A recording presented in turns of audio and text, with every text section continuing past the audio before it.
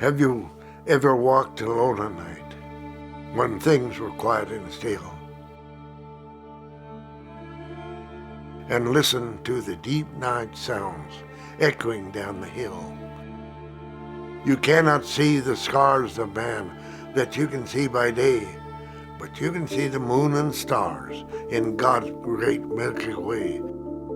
So when the darkness enfolds you, have no fear, for the loving hand of God is always near. And when you turn towards home and the light's bright and fair, remember our Lord who guided you there.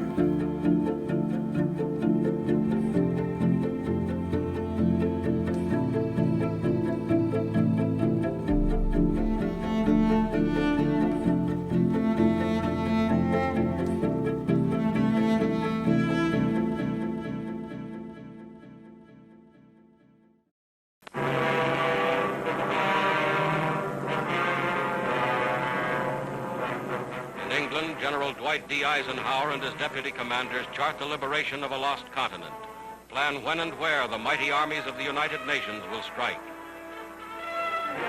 Today, northern France is that battleground.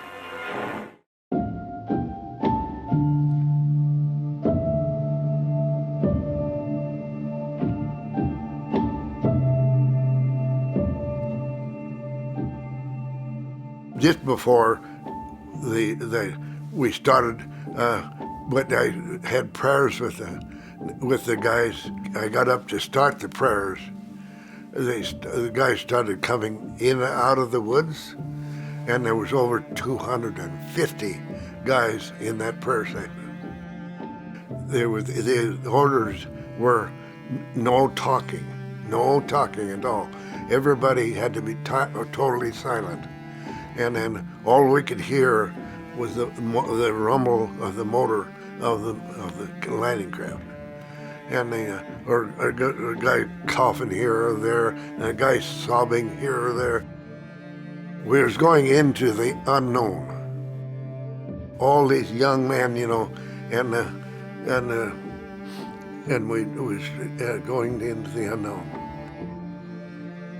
When that ramp went down, and here we was exposed, and right quick, and it was a terrible shock. And immediately the Germans started, they started machine guns and stuff, and a lot of guys were killed before they could get out of the boat. I was just that truck, and I had 3/4-ton Dodge Power Wagon with a little shop truck on it.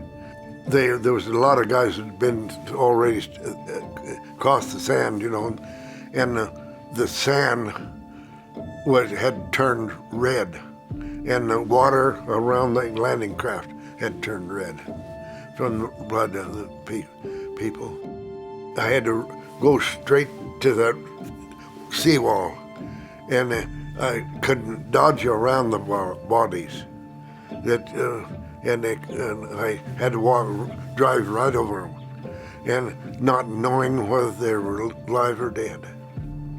We got to the seawall. A two-star general come up, and he said, "You boys are medics now." And I told him, "No, sir." I said, "We're motor doctors." But I couldn't argue with him because he had 2 stars and I had only 2 stripes, 8 days we're just picking up guys. These 2 guys will have it. If we get them help, they will survive, all right. But the 3rd guy was laying there with his insides laying out on the sand. And he was still talking to us in the cavity, and there I could see his heart beating. We turned and picked up the 2 guys and told leave, and he began to cry, please take me too. And I couldn't steel myself against that kind of thing. 8 different times I was carrying a man wounded to take him to my truck, and the Germans shot that guy while I was carrying him. I'd learned what total exhaustion was. I'm 95 years old and going on 96, and I just can't get away from it.